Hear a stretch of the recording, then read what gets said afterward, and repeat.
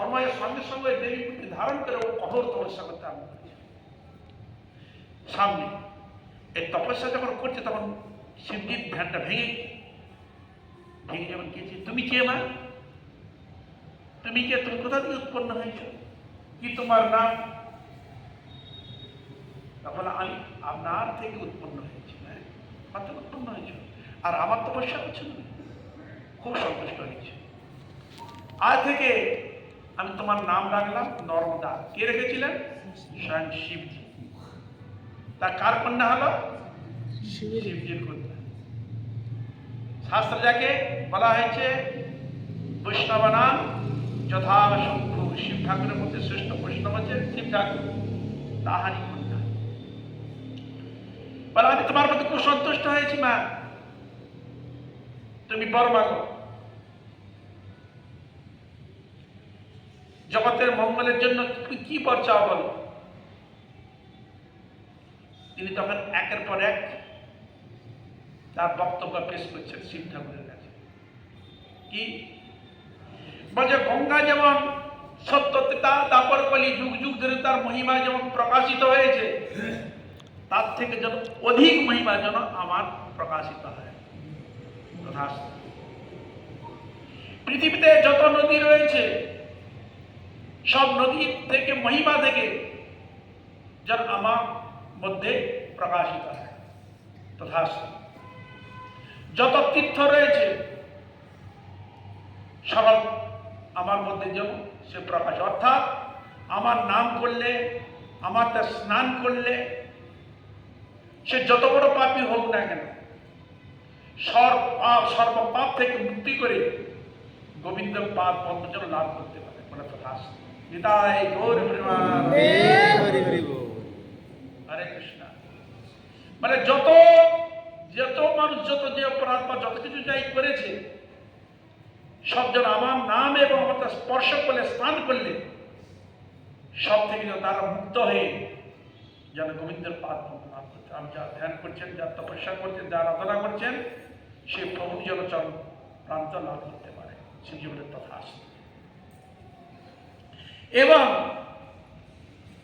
তার পারে যদি কেউ বাস করে, এপার এবং ওপার উভয় পারে যদি বাস করে, পৃথিবীতে যত প্রকার শ্রেষ্ঠ যজ্ঞ রয়েছে, অশ্বমের যজ্ঞ, গোমের যজ্ঞ, যত প্রকার যজ্ঞ রয়েছে সকল যজ্ঞের ফল যেন তারা প্রাপ্ত হয়। শিব ঠাকুর বলেন তথাস্তু। মানে যত প্রকার যা করবেন তাই দিতে সমর্থ হচ্ছেন এই মা নর্মদা। এই নর্মদার এত মহিমা বর্ণিত রয়েছে। আর কি বললেন শিবজি? বলে আমার তোমার মধ্যে যে প্রবাহিত যে কুমিরাদি যেমন থাকবে, বলে কুমির হবে তোমার বাহন, মকর বাহিনী। যেমন গঙ্গা মকর বাহিনী বলা হয় না, গঙ্গায় কি বলা হয়? মকর বাহিনী। সেরকম ইনিও মকর বাহিনী। হরে কৃষ্ণ। মকরও না বাহন, গঙ্গার এক দ্বিতীয় স্বরূপের একই রকম। এনার হাতে ত্রিশূল আছে দেখবেন, কিন্তু গঙ্গার হাতে ত্রিশূল। যাই হোক, আর কি বললেন? বলছে দেখো নর্মদা, তোমার মধ্যে যত শিলা, যত প্রস্তরাদি বাহিত হবে থাকবে, ওইসব প্রস্তর হচ্ছে আমি, আমার স্বরূপ, ওইগুলো আমি। তাহলে এখানে কি প্রমাণ হলো? যেমন বিষ্ণু শালগ্রাম রূপে রয়েছে না, বিষ্ণু শালগ্র প্রস্তর রূপে আছে না, জানেন তো নাকি? শালগ্রাম, শালগ্রাম শিলা বিষ্ণু ভগবান নারায়ণ। সেরকমের নর্মদার মধ্যে যত মুড়িয়া রয়েছে সব সাক্ষাৎ শিব। বিদায় রূপে এই শিলা। এই জন্য শাস্ত্রের বর্ণন দিচ্ছে শালগ্রামকে প্রতিষ্ঠা করতে হয় না, স্বয়ং প্রতিষ্ঠিত। সেরকম নর্মদা শিলা স্বয়ং প্রতিষ্ঠিত। কারো বাড়িতে যদি নর্মদা শিলা থাকে, পূজিত যদি হয়, মানে সকল তীর্থ তার বাড়িতে কোনো ভূত প্রেত পিশাচ কোনো তার মধ্যে উৎপাত করবে না, নিত্য সুখ শান্তি তার মধ্যে লাভ। আর এই নর্মদা শিবকে যদি কেউ নিত্য জল দিয়ে স্নান করে, সেবা করে, পূজা করে, শিব ঠাকুর বলছে আমি তার কাছে নিত্য বিরাজমান থাকি। আর যে তোমার নাম করবে, নর্মদা বলে করবে, আমি তার প্রতি খুব প্রসন্ন থাকি। এই জন্য সকল দেবতাগণ দেবীগণ একীভূত ভাবে এই নর্মদার স্তুতি করে থাকে। তাছাড়া মার্কণ্ড পিতা যখন সন্তান হয়নি, তিনি তপস্যা করে, আর উদ্গম স্থান কোথায়? অমরকণ্টক। এই নর্মদার উদ্ভব স্থান হচ্ছে অমরকণ্টক। ওইখান থেকে উদ্ভব প্রবাহিত হয়ে এসছে। ওই যে জলটা বাঁধা, দেখবেন ড্যাম বাঁধা আছে, ওই নর্মদার জল এখান থেকে যাচ্ছে, প্রবাহিত হয়ে যাচ্ছে। কিন্তু নর্মদা তিনি ওই অমরকণ্টক থেকে প্রবাহিত হয়েছে ওইখান থেকে। আর ওইখানে মার্কণ্ড ঋষির পিতা বিভাণ্ডক, মার্কণ্ড ঋষির পিতার নাম হচ্ছে বিভাণ্ডক। তার কোনো পুত্র সন্তান ছিল না,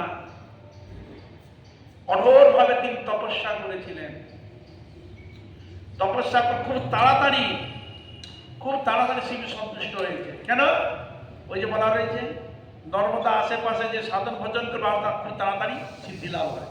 হরে কৃষ্ণ, খুব তাড়াতাড়ি সিদ্ধি লাভ হয়। এই জন্য ঋষি মহর্ষিগণ সব এই জায়গায় সাধন ভজন করেছে, আরাধনা করে বাস করে। তাই সঙ্গে সঙ্গে শিব ঠাকুর প্রকট হলেন। প্রকট হওয়ার বললে তুমি কি চাও? না আমি এক পুত্র চাই। যদি তুমি সুশ্রী পুত্র পেতে চাও, তার রোগ শোক জরা ব্যাধি হবে, আয়ু বেশি থাকে, কোনো পুত্র নিয়ে আমার কি আছে? তাহলে যদি তুমি ভালো সন্তান যদি পেতে চাও, দেখতে সুশ্রী হবে, আয়ু কিন্তু অল্প। হরে কৃষ্ণ, আয়ু খুব অল্প, কি চাও বলো?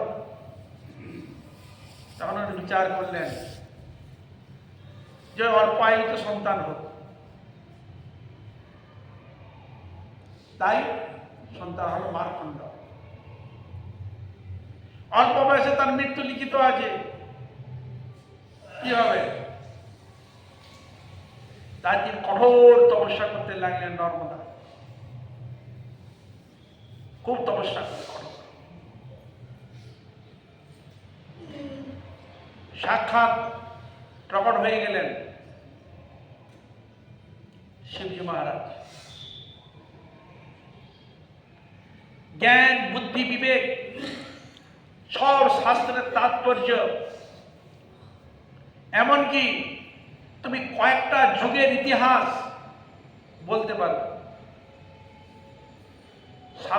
সাতটা কল্পের ইতিহাস মার্কণ্ড বলতে পারে, আর অত্যন্ত সব কিছু সে বলতে পারে, এরকম আশীর্বাদ আজ পেল। কিন্তু মৃত্যু যখন এসেছে, যমদূত এসে হাজির হয়ে গেছে, তখন দেখে ভয়ে তখন কি করলো? ওই শিবকে জড়িয়ে ধরে,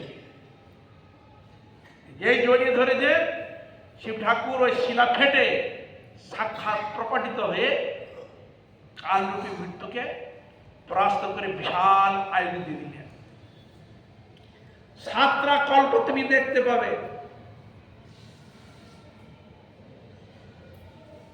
এরকম যখন হলো, তখন তার ধীরে ধীরে মনের মধ্যে জাগলো, তাহলে মায়া কাকে বলে একবার দেখার খুব ইচ্ছা। মায়া মায়া জীব যে ফেসে বসে আছে জগতের মধ্যে, কি নিয়ে ফেসে বসে আছে, কি মায়া? মায়া কি জিনিসটা, এটা আমি দেখতে চাই। ভগবানের কাছে প্রার্থনা, ভগবানের তো দাস, তাই তাকে এই ইতিবৃত্ত কথা অনেক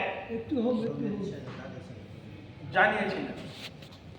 সেই ইতিহাস বলবো পরে, জমা লিখেছে অনেকে, তো তা কম কম থাকে। হ্যাঁ, একদিন দিলে নিতে পারবেন না আপনারা। অনেক কিছু দ্বাদশ জ্যোতির্লিঙ্গের একটা লিঙ্গ হচ্ছে এটি। এখানে শঙ্করাচার্য এসেছিলেন, এখানে তপস্যা করেছিলেন, ওর নিচে এসে তপস্যা করেছিলেন, এখানে অভিষেক করেছেন, রুদ্রাভিষেক করেছিলেন।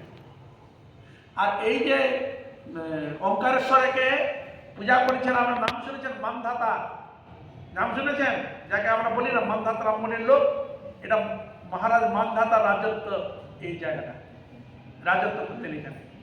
আর এই ওঙ্কারেশ্বর শিবকে সেবা করতেন, তাকে সাক্ষাৎ দর্শন দিয়েছিলেন। এটা মানধাতা রাজত্ব স্থান, এটা এই পাহাড় ওইসব এলাকার মধ্যে তিনি থাকতেন, সাধারণ জন করতেন, থাকতেন, তিনি থাকতেন।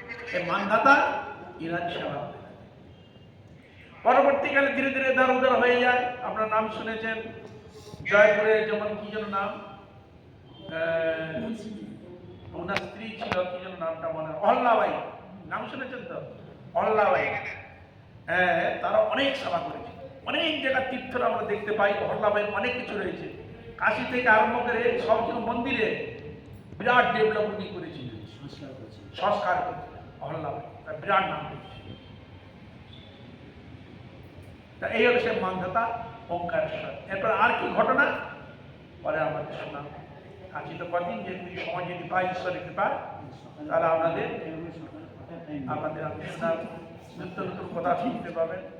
আজ তাহলে রাখি মহারাজের চরণে, সকল বৈষ্ণব, সকল ভক্তবৃন্দের চরণে পুনঃ ধন্যবাদ আছে। মায়ের কৃপাটা তো নিয়ে যাবো, ওই জন্য মহারাজেরা